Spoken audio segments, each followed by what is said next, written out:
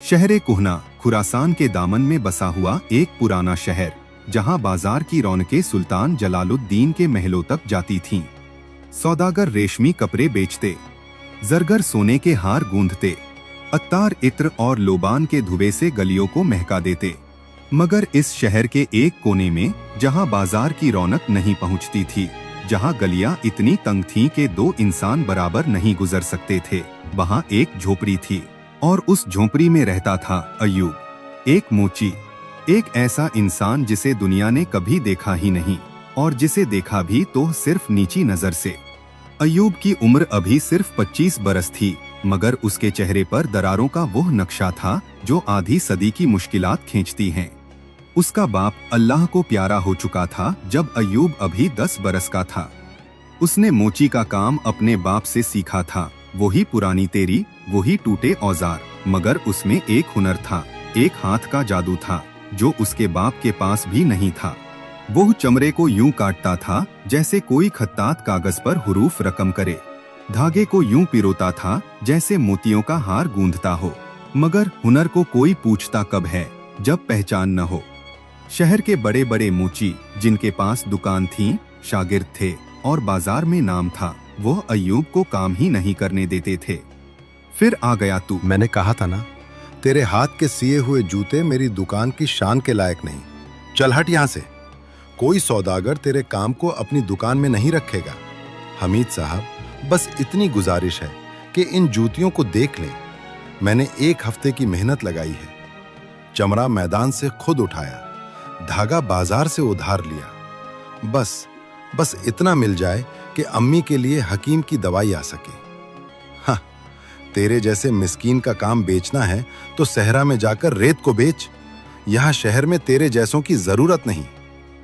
अय्यूब ने वो जूते जमीन से उठाए, एक एक मिट्टी का जर्रा उनसे साफ किया, जैसे अपनी इज्जत के टुकड़े समेट रहा हो। उसकी आंखों में आंसू थे, मगर वो गिरे नहीं। वो आंसू आंखों के अंदर ही रह गए, जैसे किसी कुआं की तह में पानी जमा हो मगर ऊपर जमीन सूखी रहे। वो वापस लौट आया अपनी झोपड़ी में, जहां उसकी बीमार अम्मी का खांसी का दौरा और तेज हो चुका था। मेरे बच्चे, आज भी कुछ नहीं मिला? नहीं अम्मी, आज बहुत अच्छा दिन था। कल इंशाअल्लाह बाजार से कुछ काम मिलेगा, आप फिक्र न करें। तू झूठ बोलता है मेरे लाडले, मगर तेरा झूठ भी सच्चाई से ज्यादा प्यारा है। बस एक दुआ करती हूं कि तेरे हाथों की कद्र हो, तेरे हुनर को कोई पहचाने। उस रात अय्यूब ने खाना नहीं खाया। जो आखिरी रोटी बची थी वो अम्मी के लिए रखी। खुद पानी पीकर सो गया, अगर उसे नींद आती। मगर नींद कहां आती है उस इंसान को जिसके जहन में कल का सवाल हो, जिसके कानों में अपनी अम्मी की खांसी का शोर हो और जिसके दिल में इज्जत के जख्म ताजे हों। वो उठा आधी रात को और झोपड़ी से बाहर निकला। आसमान पर चांद था, आधा, तन्हा और उदास, बिल्कुल अय्यूब की तरह। या रब, मैं तुझसे शिकवा नहीं करता। तूने मुझे हाथ दिए हैं, हुनर दिया है। बस इतनी इल्तिजा है कि कोई तो हो जो मेरे काम की कद्र करे। बस कोई एक, सिर्फ एक। अय्यूब को नहीं पता था कि आसमान के उस पार उसकी इल्तिजा सुन ली गई थी, मगर जिस तरह से उसका जवाब आने वाला था वो अय्यूब के तसव्वुर से भी परे था। अगले दिन जब बाजार के मोचियों ने फिर अय्यूब को दुत्कारा तो उसने फैसला किया कि वो शहर छोड़कर दूर के गांव में जाएगा। शायद वहां कोई उसके काम को खरीदे, शायद कोई काफिला मिले जिसे जूते चाहिए। वो सुबह सवेरे निकला, अपनी अम्मी को पानी और आखिरी रोटी देकर, और सहरा की तरफ चल पड़ा। धूप बेरहन थी, रेत जलती हुई, पानी की मशक आधी थी, मगर अय्यूब के कदमों में हिम्मत थी, या शायद मजबूरी थी, जो हिम्मत से भी ज्यादा ताकतवर चीज है। अय्यूब जब एक पत्थर की आड़ में साए के लिए रुका तो उसने देखा कि एक नुकराई रंग का बाज सफेद जैसे बर्फ जमीन पर गिरा पड़ा है। उसका एक पर टूट चुका था, खून बह रहा था, और एक काला सांप फुंकारता हुआ उसकी तरफ बढ़ रहा था। अय्यूब के पास न तलवार थी न खंजर, उसके पास सिर्फ तेरी थी और चमड़े का टुकड़ा। यह बेचारा, अगर मैं कुछ नहीं करूंगा तो यह मर जाएगा। अय्यूब ने वो परिंदा उठाया अपने हाथों में जिनमें खुद जख्म थे। उसने अपने कुर्ते का एक टुकड़ा फाड़कर परिंदे के पर बांधा। अपनी मशक का आखिरी पानी परिंदे की चोंच में डाला। यह वो लम्हा था जब अय्यूब के पास खुद के लिए कुछ नहीं था, मगर उसने वो भी दे दिया जो नहीं था। परिंदे, तू भी मेरी तरह तन्हा है। चल, मैं तुझे ठीक कर दूंगा। रब ने तुझे उड़ने के लिए बनाया है, जमीन पर गिरकर मरने के लिए नहीं। जब अय्यूब की ताकत जवाब दे चुकी थी, जब उसके पैर रेत में धंस रहे थे और आंखें धुंधला रही थीं, तब उसने देखा कि दूर एक दरख्त है और उस दरख्त के नीचे एक बूढ़ा। यह कोई आम बूढ़ा नहीं था। उसकी दाढ़ी इतनी सफेद थी जैसे चांद की चांदनी का धागा। उसकी आंखें जब खुली तो उनके अंदर एक अजीब सी गहराई थी, जैसे किसी गहरे कुआं में। झाको, आजा अय्यूब, बहुत थक गया है तू। आपको मेरा नाम कैसे मालूम? नाम तो हवा ने बताया। बैठ, पानी पी और अपने इस परिंदे को यहां रख। अय्यूब ने पानी पिया, मगर पहले परिंदे को पिलाया। और ये वो इम्तिहान था जो अय्यूब ने जाने बगैर पास कर लिया था। बूढ़े ने, पीरे कमाल ने सब देखा। उसकी आंखों में एक चमक आई। अय्यूब, तूने ये परिंदा क्यों बचाया? तेरे पास खुद पानी नहीं था। क्या करूं बाबा, दिल ने कहा कि बचा ले। रब की मखलूक है। अगर मैं भी इसे छोड़ देता तो मैं भी उन लोगों जैसा हो जाता जो मुझे छोड़ देते हैं। अय्यूब, ये परिंदा, ये कोई आम परिंदा नहीं है। ये जिन तैयार है, आलम जिन का पैगाम्बर परिंदा। तूने इसे बचाया, तूने अपना मुकद्दर बदल दिया। आज रात जब चांद आसमान के बीचों बीच हो, तुझे अपनी झोपड़ी के बाहर कुछ मिलेगा। उसे ले लियो और याद रख, जो मिलेगा वो तेरा इम्तिहान होगा। अगर नीयत साफ रही तो तकदीर चमकेगी, अगर लालच आया तो बर्बादी आएगी। अय्यूब वहीं खड़ा रह गया, हैरान, डरा हुआ, मगर अंदर कहीं एक उम्मीद की चिंगारी जागी थी जो बरसों से बुझी पड़ी थी। और ऐसा ही हुआ। आधी रात जब शहर सोया हुआ था, जब गलियां खामोश थीं और सिर्फ झींगुर की आवाज थी, अय्यूब अपनी झोपड़ी के बाहर आया और वहां दरवाजे के ठीक सामने एक संदूकचा था, नुकराई रंग, हल्का, जिस पर ऐसे नक्श थे जो किसी इंसानी जुबान में नहीं थे। और जब अय्यूब ने उसे छुआ तो उसकी उंगलियों में एक गर्माहट दौड़ी, जैसे संदूकचा जिंदा हो। उसने धीरे से खोला। अंदर जूतियां थीं, ऐसी जूतियां जो अय्यूब ने अपनी पूरी जिंदगी में नहीं देखी थीं। चमड़ा इतना नर्म जैसे हवा का टुकड़ा, सुनहरी कढ़ाई जैसे सितारों ने अपनी रोशनी उन पर बिखेर दी हो। मगर जूतियां टूटी थीं। उनका तलवा चाक था, फटा हुआ, जैसे किसी ने खंजर से काटा हो। और उनके साथ एक तोमार था, चमड़े का पुराना टुकड़ा, जिस पर सुनहरे स्याही से लिखा था, ये जिनजादी महपारा की जूतियां हैं। जो इन्हें सीध देगा, उसका मुकद्दर बदल जाएगा। मगर खबरदार, ये जूतियां सिर्फ सच्चे हाथों से सिली जाती हैं। झूठे हाथों में ये राख बन जाएंगी। अय्यूब के हाथ कांपे। जिनजादी, जिन्नात की दुनिया, क्या ये सपना था? क्या ये जादू था? क्या ये शैतान का फरेब था? मगर फिर उसने पीरे कमाल की बात याद की, नीयत साफ रही तो तकदीर चमकेगी। अय्यूब ने वुजू किया, 2 रकात नफल पढ़ी और फिर बिस्मिल्लाह कहकर अपनी तेरी उठाई। अय्यूब ने सिलाई शुरू की और जैसे ही उसकी तेरी ने पहला टंका लगाया, कुछ हुआ। चमड़ा जाग उठा। हर टंके के साथ चमड़े से एक हल्का सा नूर उभरता। हर धागे के साथ हवा में एक महक फैलती, गुलाब की, अंबर की और किसी ऐसी चीज की जो इस दुनिया की नहीं थी। अय्यूब के हाथ नहीं रुके, वो सीता गया, घंटों तक, बिना थके, बिना रुके, जैसे कोई गैब ताकत उसके हाथों को चला रही हो। और जब सब कुछ मुकम्मल हुआ, अय्यूब, ये क्या है? ये रोशनी, ये खुशबू, बेटा, ये क्या कर दिया तूने? अम्मी, मुझे खुद नहीं पता।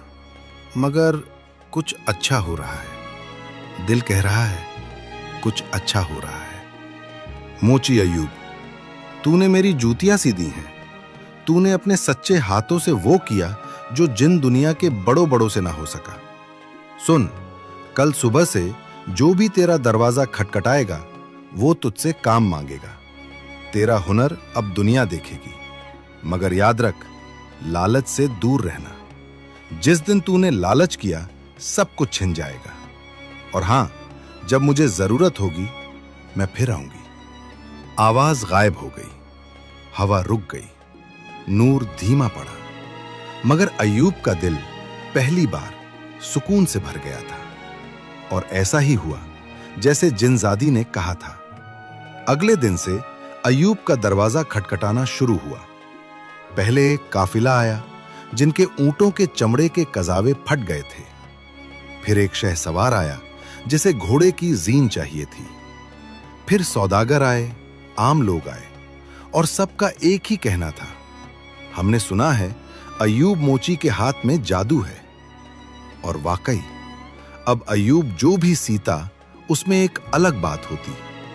चमड़ा ज्यादा नाजुक लगता, धागा ज्यादा मजबूत होता, जूते ज्यादा टिकाऊ होते, जैसे उसके हाथों में कोई गैब बरकत आ गई थी। एक हफ्ते में अय्यूब के पास इतना काम आ गया कि उसने अम्मी के लिए हकीम बुलाया। दवाई आई, खाना आया, और पहली बार अय्यूब ने अपनी अम्मी को मुस्कुराते देखा। मगर जब अय्यूब की किस्मत चमकी तो किसी की आंख भी चमकी, मगर यह चमक हसद की थी। सौदागर हमीद, वही मोटा सौदागर जो अय्यूब को धुतकारता था, अब देखता था कि उसका कारोबार डूब रहा है। लोग उसकी दुकान छोड़कर अय्यूब के पास जाते। उसकी नींद उड़ गई। ये कैसे हो सकता है, वो सोचता। एक मिस्कीन मोची जिसके पास एक टूटी झोपड़ी थी, अचानक इतना मशहूर। जरूर कोई तिलिस्म है, जरूर कोई जादू है। और हसद का बीज जब एक बार दिल में गिर जाए तो वो दरख्त बनता है, जहरदार दरख्त, जिसका हर फल तबाही होता है।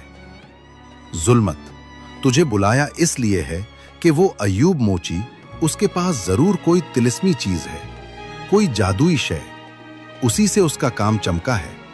मुझे वो चीज चाहिए। हमीद, मैं देखता हूं, मगर अगर वाकई जिन्नात का मुआमला है तो खतरा बड़ा है। मेरी फीस 100 अशरफियां होगी। 100 अशरफियां? लुटेरा है तू। लालच का इलाज सस्ता नहीं होता हमीद, सोच ले।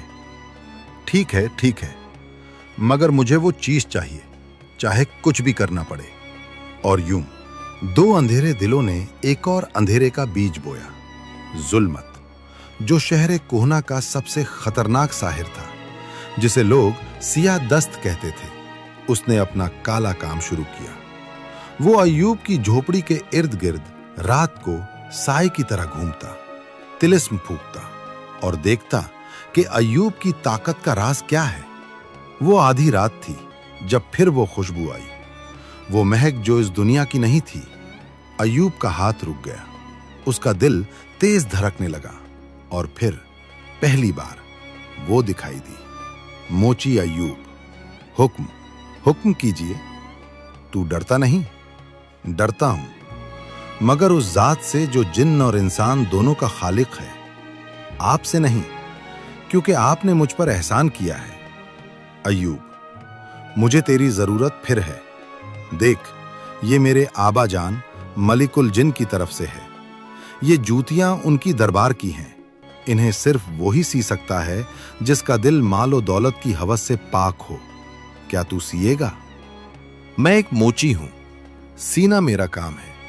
जो काम मेरा है वो मैं करूंगा। और अय्यूब ने दूसरी बार जिनजादी की जूतियां सीनी शुरू की, मगर इस बार सिलाई और मुश्किल थी। चमड़ा जैसे जलता था, धागा जैसे अपनी मर्जी से चलता था, तेरी जैसे बार बार टूटने लगती।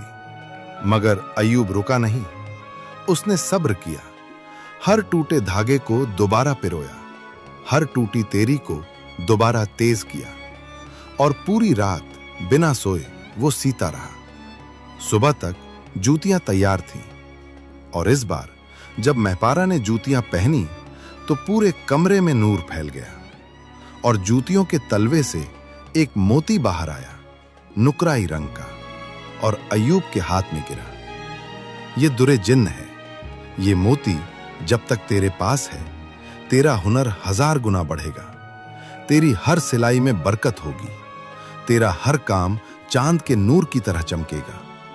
मगर खबरदार अय्यूब, ये मोती सिर्फ तेरे दिल की पाकी की वजह से जिंदा है। अगर ये किसी और के हाथ में गया, किसी लालची के, किसी हसदी के, तो ये मोती जहर बन जाएगा। इसे अपनी जान से ज्यादा संभाल। मगर अय्यूब को क्या पता था कि अंधेरों में आंखें होती हैं। जुल्मत, सियाह दस्त साहिर, उसने अपना तिलिस्मी जासूस भेजा था, एक काली बिल्ली की शक्ल में, जो छत पर बैठकर सब देख रही थी। बिल्ली ने सब देखा, जिनजादी को, मोती को, सब। और जब बिल्ली जुल्मत के पास लौटी तो जुल्मत की आंखों में वो चमक आई जो सोने के भूखे इंसान की आंखों में होती है। हमीद, तेरा शक सही था। उस मोची के पास जिन्नात का मोती है, दुरे जिन। इसी की वजह से उसका हुनर चमका है। अगर ये मोती तेरे पास आए तो तू सिर्फ शहरे कोहना का नहीं, पूरे खुरासान का सबसे बड़ा सौदागर बन जाए। मुझे वो मोती चाहिए, हर हाल में। तू बता, क्या करना होगा? सीधा छीनना मुश्किल है, जिन का तिलिस्म उस पर है। हमें फरेब से काम लेना होगा। मैं एक तिलिस्म तैयार करूंगा, एक नींद का तिलिस्म, जिसे उस मोची के दिए में मिला देंगे। जब वो सोएगा तब हम मोती चुरा लेंगे। मगर एक शर्त है, मोती चुराने के बाद मुझे अपना हिस्सा चाहिए, आधा। ठीक है, आधा। अब जल्दी कर। 2 साजिशी, 2 अंधेरे दिल मिलके एक मासूम के खिलाफ साजिश कर रहे थे। दुनिया में यह हमेशा होता है कि शरीफ इंसान की भलाई शरीरों को तबाह कर देती है। इसलिए नहीं कि भलाई में नुक्स है, बल्कि इसलिए कि अंधेरों को रोशनी बर्दाश्त नहीं होती। ले बेटा, ये ले जा, तेरी अम्मी को अल्लाह शिफा दे। शुक्रिया अय्यूब भाई। ये लो, हमारी अम्मी ने आपके दिए के लिए तेल भेजा है। अय्यूब ने कोई शक नहीं किया। क्यों करता? उसका दिल इतना साफ था कि उसने कभी सोचा ही नहीं कि कोई उसके साथ फरेब करेगा।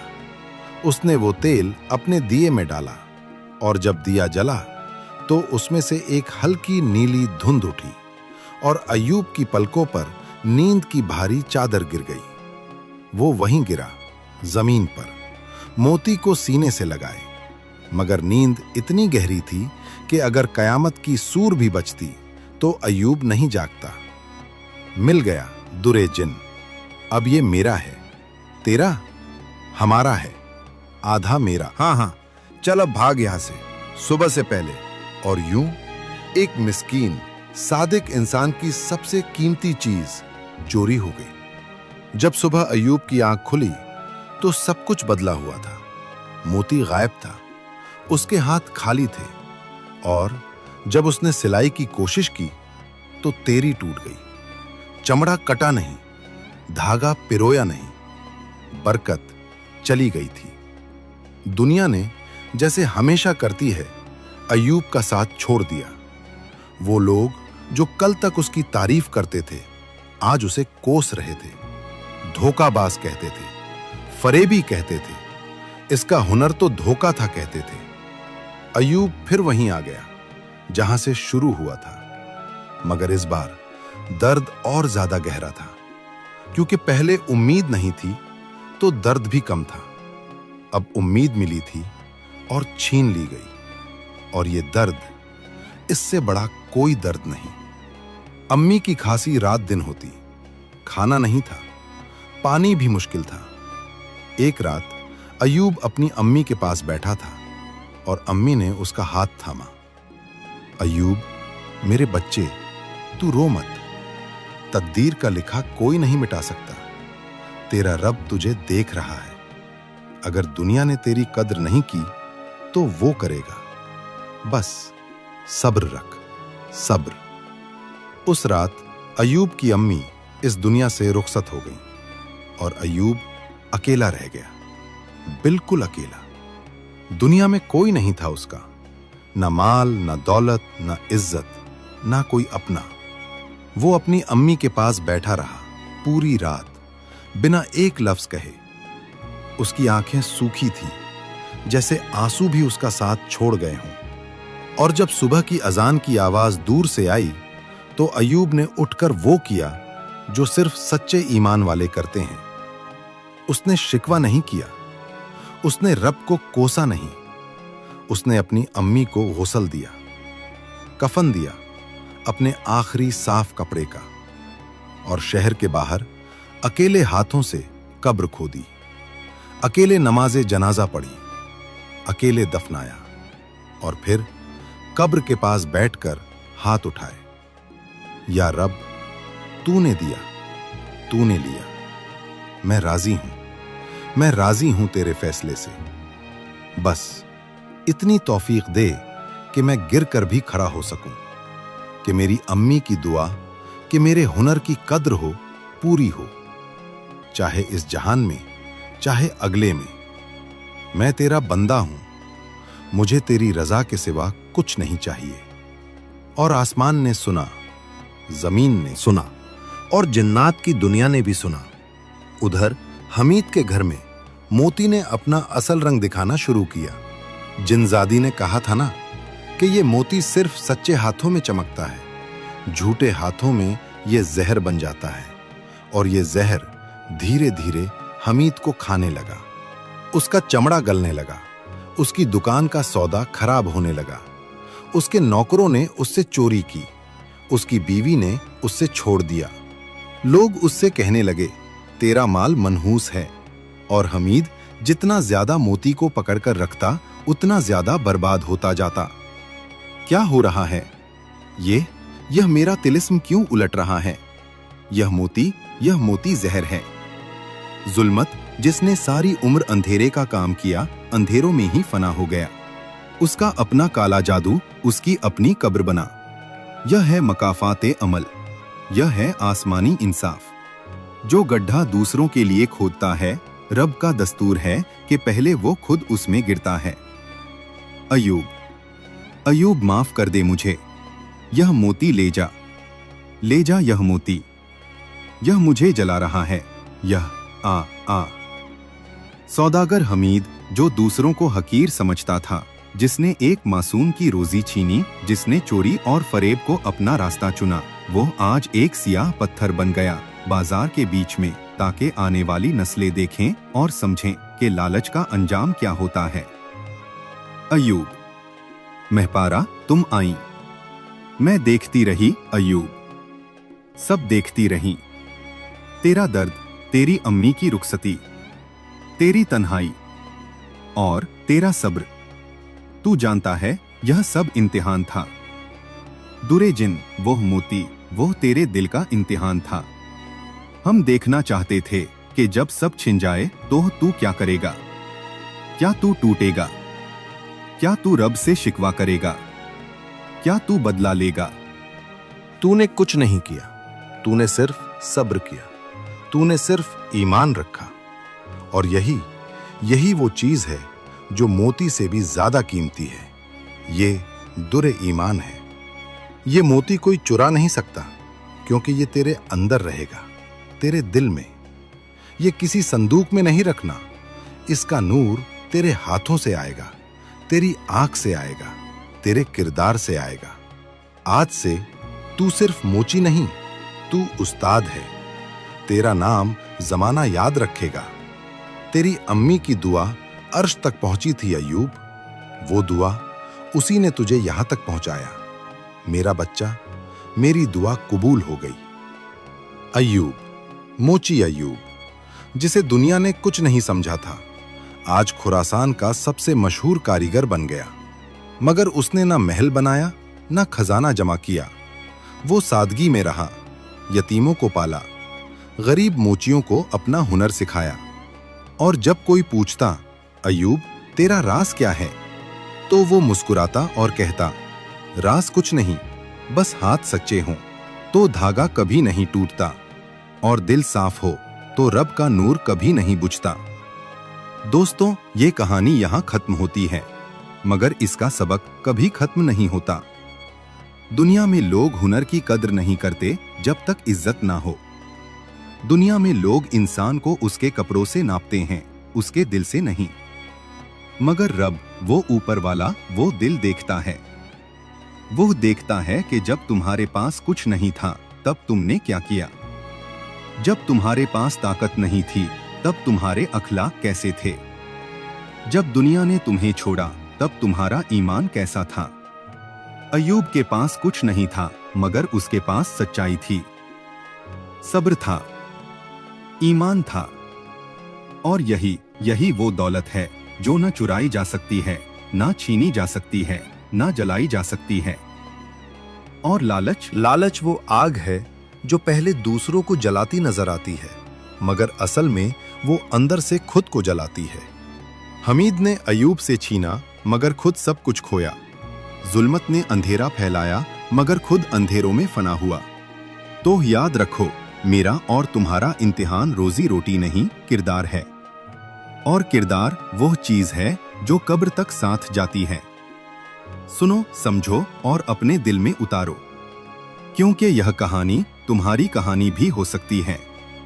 अगर यह कहानी तुम्हारे दिल को छू गई तो एक काम करो, लाइक करो, शेयर करो और अपने किसी अपने को सुनाओ, क्योंकि अच्छी कहानी वो है जो एक दिल से दूसरे दिल तक सफर करे। और अगर और ऐसी कहानियां सुनना चाहते हो तो इस चैनल को जरूर सब्सक्राइब करो। हम मिलते हैं अगले जुमेरात एक और पुरस्कार रूह को झंझोर देने वाली कहानी के साथ। तब तक अल्लाह हाफिज। और याद रखो, सब्र का फल हमेशा मीठा होता है।